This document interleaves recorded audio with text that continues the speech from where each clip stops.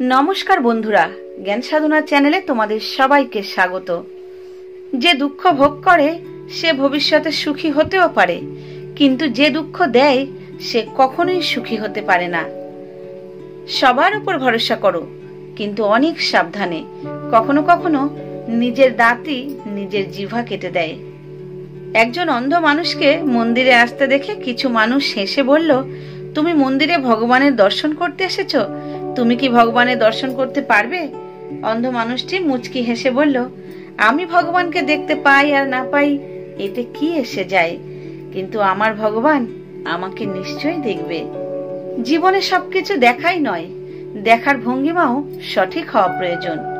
পিতামহ ভীষ্মের জীবনে একটাই পাপ ছিল, তিনি সঠিক সময়ে রাগ দেখাতে পারেননি।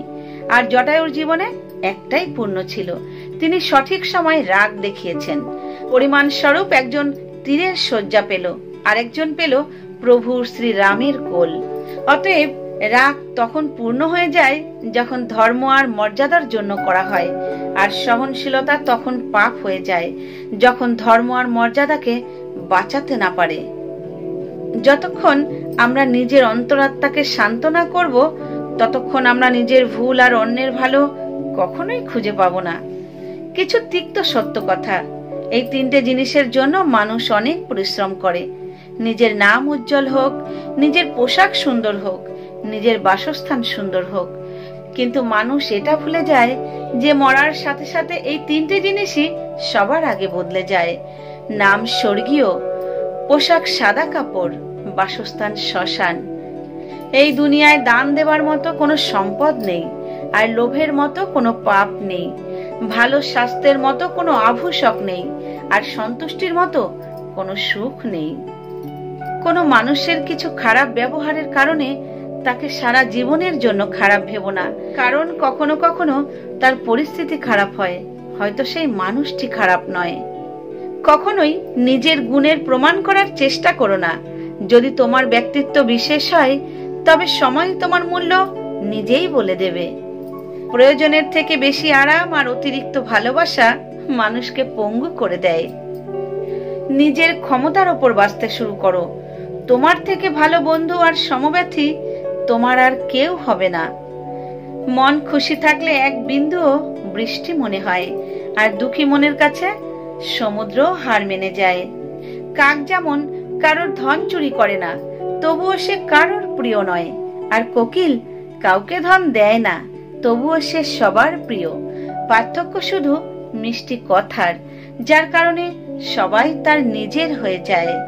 মানুষের এক অদ্ভুত চরিত্র, ভালোবাসা না পেলে ধৈর্য ধরতে পারে না, আর পেয়ে গেলে মর্যাদা দিতে পারে না।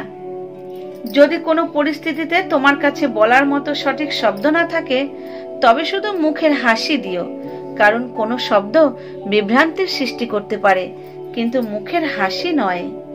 যখন তুমি অন্যের জন্য ভালো কিছু চাইবে, তখন সেই ভালো জিনিস তোমার জীবনেও ফিরে আসবে, আর এটাই প্রকৃতির নিয়ম। যদি শুনতে শেখো, তবেই তো সহ্য করতে শিখবে, আর যদি সহ্য করা শিখে যাও, তবেই তো জীবনে বাঁচতে শিখবে। ঈশ্বর যদি তোমায় সুন্দর জীবন দিয়েছে, তবে কাউকে ছোট করার জন্য নয়, আরো একজনের জীবন সুন্দর করে গড়িয়ে দেবার জন্য।